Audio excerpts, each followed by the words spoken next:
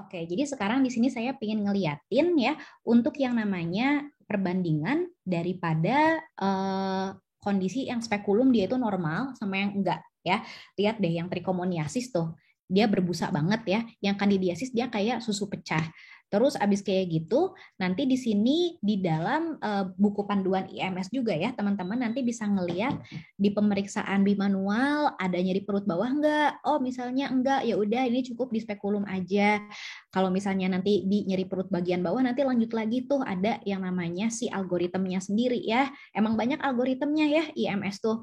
Terus abis kayak gitu kita buat berbagai sediaan. Jadi kalau misalnya teman-teman meriksa tuh nggak cuma sekali-sekali doang satu sediaan nggak langsung 4. Jadi kita bikin pewarnaan gram sama ada yang namanya wet prep sama boleh juga sebenarnya pemeriksaan untuk jamur.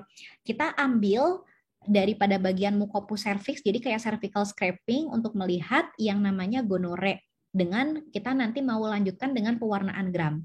Yang kedua, kita membuat yang namanya sediaan basah dengan NaCl 0,9% dari fornix posterior untuk melihat apakah ada Trichomonas vaginalis yang motil, ya. Kemudian yang ketiga, kita mau ngelihat apakah ada yang namanya clue cells dan juga tes amin dari sebuah sediaan gram yang kita ambil dari duct vagina untuk melihat vaginosis bakterialis. Dan yang keempat, kita lihat juga apakah di sini ada kandida atau enggak gitu ya. Ya udah, itu kalau misalnya kebukti di antara salah satu spesimen tersebut, silahkan diobati berdasarkan agen penyebabnya. Nanti follow up lagi biasanya 7 hari dan lakukan konseling ya. Kayak gitu itu mah udah mirip banget ya pathway-nya kalau misalnya di IMS ya. Nah, untuk pengobatan vaginitis ini jadi yang agak menantang tuh memang ngapalin yang candidiasis vaginitis ya. Jadi kita lihat dulu yang kiri. Pertama nih, trichomoniasis sama vaginosis bakterialis obatnya itu mirip, yakni metronidazole. Jadi long story short, metronidazole ini memang efektif terhadap bakteri anaerob ya. Untuk trichomoniasis dia itu pengobatannya metronidazole 2 gram per oral dosis tunggal atau metronidazole 257. Ini nih, 257 itu berarti adalah 2 kali 500 per oral selama 7 hari. Nah, vaginosis bakterialis pengobatannya mirip sekali dengan trichomoniasis, hanya tinggal copy paste. Tinggal ditambahin, dia bisa pakai clindamycin juga opsinya. Tapi opsi pengobatan lain ya, bukan pengobatan utama. Jadi kalau teman-teman nemuin ini di 3 pilihan vignette itu ada, ya udah utamain yang metronidazole 2 gram dosis tunggal aja dulu gitu. Kalau misalnya enggak ya boleh metronidazole 257 atau clindamycin 237. Nah, ada agak-agak cara jorok gitu sih kayak ngapalinnya. Jadi ini tuh singkatannya tuh MMK ya untuk yang vaginosis bakterialis ya. MMK gitu. Terus kalau yang candidiasis vaginitis saya suka nyingkatnya tuh kakafin ya, KKFIN. Jadi kakafin. Nah, K yang pertama, dua-duanya itu adalah clotrimazole ya. Clotrimazole yang pertama itu bisa 237 ya atau 200 mg intravena selama 3 hari. Bukan 237 1231 kali 200 selama 3 hari atau clotrimazole 500 mg dosis tunggal. Keduanya intravagina. Selain itu boleh pakai fluconazole atau itraconazole. Tapi kalau fluconazole dan itraconazole itu obatnya diminum. Fluco 150, itra itu adalah 200 mg ya. Dan pilihan pengobatan lain adalah nistatin. Teman-teman tolong diperhatikan, untuk di sini ada special case. Special case yang pertama, ketika misalnya ibunya ini lagi hamil, ya, dia itu nggak boleh pakai itraconazole ataupun fluconazole, it's a big no. Jadi teman-teman mendingan langsung boleh refer yang intravagina aja. Kalau nggak clotrimazole, dia pakai nistatin. Sekali lagi yang ibu hamil nggak boleh pakai fluconazole atau itraconazole. Walaupun teman-teman ngelihat ini sediaannya udah bener banget gitu, cuman nggak boleh ya. Yang kedua, pasien dalam pengobatan metronidazole dianjurkan untuk menghindari minum alkohol karena di sini dapat menyebabkan sebuah efek samping yang namanya adalah disulfiram like reaction. Jadi disulfiram like reaction ini adalah reaksi obat ketika misalnya metronidazole direaksikan dengan alkohol dan itu dapat menyebabkan keluhan seperti nausea, palpitasi gitu ya. Seakan-akan pasiennya dikasih obat disulfiram atau anti alkohol, makanya disulfiram like reaction gitu. Nanti teman-teman boleh googling lebih lanjut ya.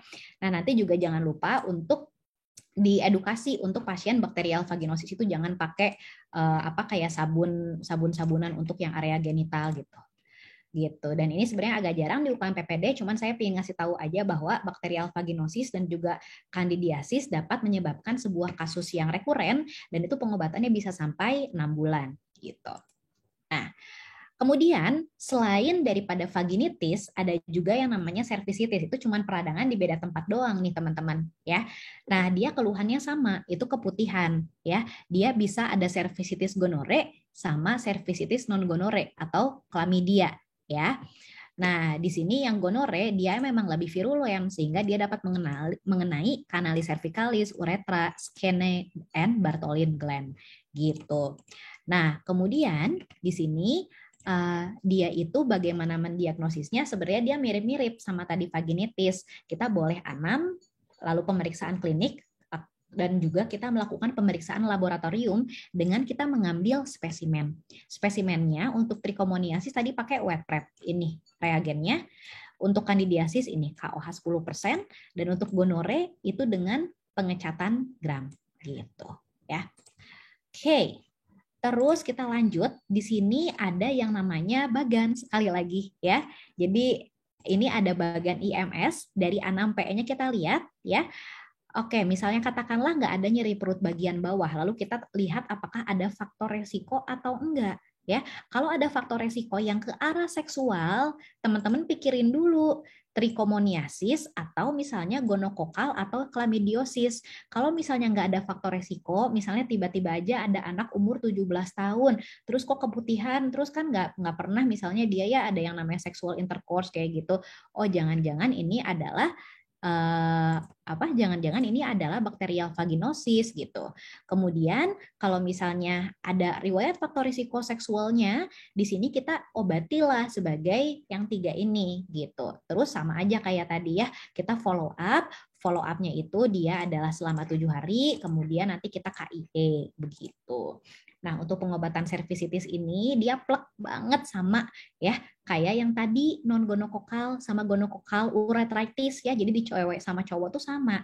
Hanya saja ada agen tambahan kalau di non gonokokal cervicitis itu bukan hanya CKC ADO, tapi kalau yang di cewek mah CKC ADOE. Jadi boleh pakai eritromisin, itu pilihan pengobatan lainnya ya. Dan eritromisin di mana-mana selalu dia ini adalah 4-5-7. Jadi 4 kali 500 untuk 7 hari gitu. Ya. Jadi mirip ya sama yang cowok begitu. Oke.